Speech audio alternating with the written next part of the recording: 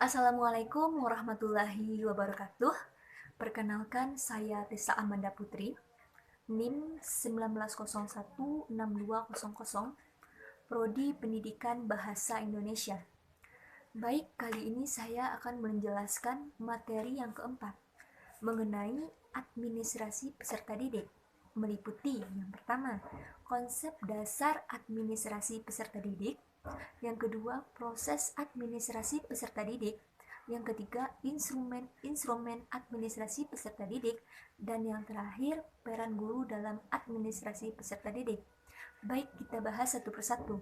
Yang pertama, konsep dasar administrasi peserta didik. Administrasi peserta didik adalah seluruh proses kegiatan yang telah direncanakan dan dilaksanakan secara sengaja serta pembinaan secara kontinu terhadap peserta didik dalam lembaga pendidikan yang bersangkutan agar dapat melaksanakan proses belajar mengajar atau PBM secara efektif dan efisien guna untuk mencapai tujuan pendidikan yang telah ditetapkan. Nah, secara kronologis operasionalnya, rentangan kegiatan ini dimulai dari penerimaan calon siswa baru hingga mereka mulai meninggalkan sekolahnya. Baik itu mereka telah tamat sekolah, meninggal dunia, putus sekolah, atau hal-hal yang lainnya, sehingga ia tidak terdaftar lagi menjadi peserta didik di sekolah tersebut. Administrasi peserta didik ini dilakukan melalui upaya terciptanya suasana yang kondusif guna untuk tercapainya proses belajar mengajar yang efektif dan efisien. Nah, di sini tugas seorang guru dan kepala sekolah memberikan layanan serta memperhatikan apa yang dirasakan, dibutuhkan, dan dicita-citakan oleh para siswanya dalam batas kewenangan, keinginan, dan persetujuan serta ketentuan sekolah yang berlaku. Yang kedua, proses administrasi peserta didik. Dalam penerimaan calon siswa baru, perlu dilakukan seleksi dan pencatatan siswa yang memasuki lembaga pendidikan setelah para calon siswa tersebut memenuhi persyaratan yang telah ditentukan oleh sekolah. Nah, kegiatan-kegiatan tersebut meliputi. Nah, kegiatan-kegiatan yang ada di dalam administrasi peserta didik ini meliputi yang pertama mengatur kegiatan penerimaan siswa baru. Yang kedua, mengatur kegiatan orientasi siswa baru, dan yang terakhir pengelolaan kelas. Baik, kita bahas satu persatu. Mengatur kegiatan penerimaan siswa baru. Adapun kegiatan-kegiatan yang dapat dilakukan dalam program penerimaan siswa baru. Yang pertama, pembentukan panitia penerimaan calon siswa baru. Yang kedua, penetapan daya tampung. Dan yang terakhir, penetapan persyaratan calon penerimaan siswa baru. Baik, kita bahas satu persatu. Yang pertama, pembentukan panitia penerimaan calon siswa baru. Panitia ini dibentuk oleh sekolah atau kepala sekolah yang bertugas untuk tahun yang bersangkutan. Nah, panitia ini bertugas untuk membuat publikasi mengenai penerimaan siswa baru, menyiapkan formulir pendaftaran, menerima pendaftaran, menyelenggarakan testing, dan mengumumkan hasil tes. Yang kedua, penetapan daya tampung.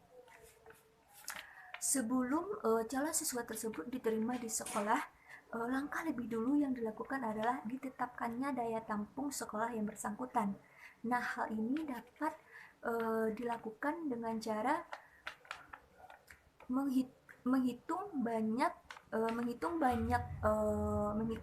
lokal yang tersedia untuk penerimaan calon siswa baru, serta menghitung jumlah banyak daya tampung masing-masing kelas, serta dan kemudian dikurangi dengan jumlah peserta didik yang tinggal kelas. Nah, dengan demikian kita dapat mengetahui berapa banyak daya tampung yang ada di sekolah tersebut. Nah, yang ketiga, ada penetapan persyaratan calon siswa baru. Secara umum, persyaratan penerimaan calon siswa baru ini meliputi persyaratan umum, persyaratan akademik atau pendidikan, persyaratan kelakuan baik, kesehatan, dan persyaratan keuangan. Yang kedua, mengatur kegiatan orientasi siswa baru. Adapun kegiatan setelah siswa diterima di sekolah, kegiatan yang dilakukan selanjutnya adalah yang pertama, orientasi siswa baru, yang kedua, pengaturan disiplin dan tata tertib, dan yang terakhir, ganjaran dan hukuman. Baik, kita bahas satu persatu. Yang pertama, orientasi siswa baru.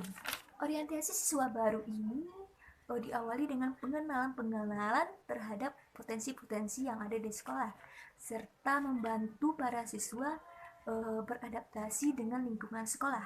Yang kedua, pengaturan disiplin dan tata tertib. Calon siswa baru dituntut untuk mematuhi peraturan dan tata tertib yang telah ditetapkan di sekolah. Yang ketiga, ganjaran dan hukuman. Perbedaan antara ganjaran dan hukuman adalah ganjaran adalah sesuatu yang diinginkan dan diterima oleh siswa atas prestasi serta usaha dan tingkah laku yang pantas. Sedangkan hukuman adalah sesuatu yang tidak diinginkan, namun siswa tersebut harus menerima karena tingkah laku yang mereka lakukan yang kurang pantas. Nah, selanjutnya yang terakhir ada pengelolaan kelas. Pengelolaan kelas merupakan upaya mengelola siswa di kelas yang dilakukan untuk menciptakan dan mempertahankan kondisi kelas yang menunjang program pengajaran dalam pendidikan di sekolah. Baik, yang ketiga, instrumen administrasi peserta didik.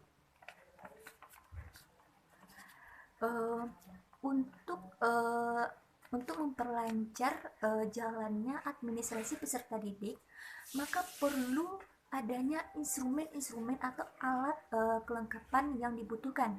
Nah, instrumen-instrumen tersebut berupa buku-buku, format-format yang berguna untuk merekam semua data atau informasi yang berkenan dengan siswa. Nah, instrumen-instrumen tersebut meliputi yang pertama, buku induk, yang kedua, buku klaper, yang ketiga, buku atau daftar keadaan siswa, yang keempat, daftar hadir siswa, dan yang terakhir, file penyimpanan berkas siswa. Baik, kita bahas satu persatu. Yang pertama, buku induk. Buku induk adalah buku pokok siswa, karena di dalamnya memuat semua informasi yang berkenan dengan siswa. Nah, informasi tersebut berisi tentang identitas pribadi siswa hingga informasi mengenai hasil nilai-nilai siswa yang ada di sekolah. Yang kedua, buku klaper. Buku klaper bertugas untuk membantu buku induk dalam memuat data-data yang penting. Nah, buku klaper ini berguna untuk memudahkan mencari data yang penting, apalagi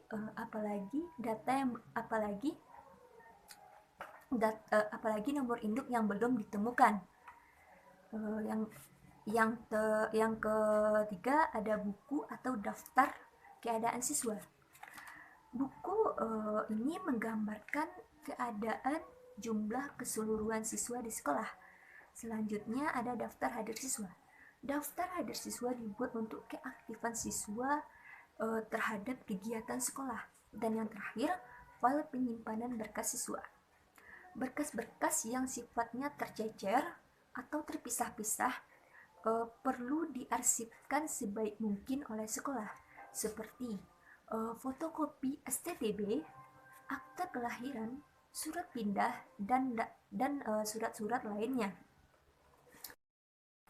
Nah, yang keempat, peran guru dalam administrasi peserta didik. Yang pertama, dalam penerimaan siswa, para guru dapat dilibatkan untuk ambil bagian.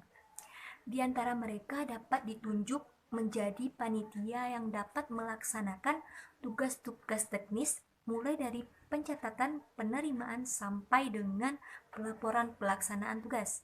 Yang kedua, dalam masa orientasi, tugas guru adalah membuat agar para siswa cepat beradaptasi dengan lingkungan sekolah barunya. Yang ketiga, untuk pengaturan kehadiran siswa di kelas.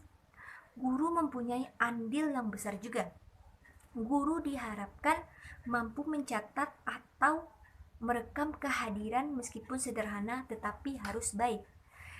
Yang keempat, dalam memotivasi siswa untuk senantiasa berprestasi, guru juga harus mampu menciptakan suasana yang mendukung hal tertentu. Dan yang terakhir, kedisiplinan sekolah atau kelas. Peranan guru sangatlah penting karena guru sebagai model dan menjadi contoh bagi siswa-siswa di sekolah. Nah, dari penjelasan saya tadi dapat saya simpulkan bahwa administrasi peserta didik adalah seluruh proses kegiatan yang telah direncanakan secara sengaja serta pembinaan secara kontinu terhadap peserta didik dalam lembaga pendidikan yang bersangkutan agar dapat melaksanakan proses belajar mengajar atau PBM secara efektif dan efisien guna untuk mencapai tujuan pendidikan yang telah ditetapkan. Selanjutnya, proses administrasi peserta didik. Proses administrasi peserta didik berupa kegiatan-kegiatan yang dilakukan dalam administrasi peserta didik tersebut. Meliputi yang pertama, mengatur kegiatan penerimaan siswa baru. Penerimaan siswa baru ini meliputi yang pertama, pembentukan panitia, penetapan daya tampung, dan penetapan persyaratan calon penerimaan siswa baru. Yang kedua, mengatur kegiatan orientasi siswa baru, meliputi yang pertama, orientasi siswa baru, pengantar disiplin dan tata tertib sekolah, dan yang terakhir, ganjaran dan hukuman. Yang ketiga, pengelolaan kelas. Nah, kemudian instrumen-instrumen yang ada dalam administrasi peserta didik meliputi yang pertama, buku induk, yang kedua, buku klaper, yang ketiga, buku atau daftar keadaan siswa, yang keempat, daftar hadir siswa, dan yang terakhir, file penyimpan berkas siswa. Nah, sekian penjelasan dari saya mengenai materi administrasi peserta didik. Mohon maaf atas salah dan khilaf. Saya akhiri. Assalamualaikum warahmatullahi wabarakatuh.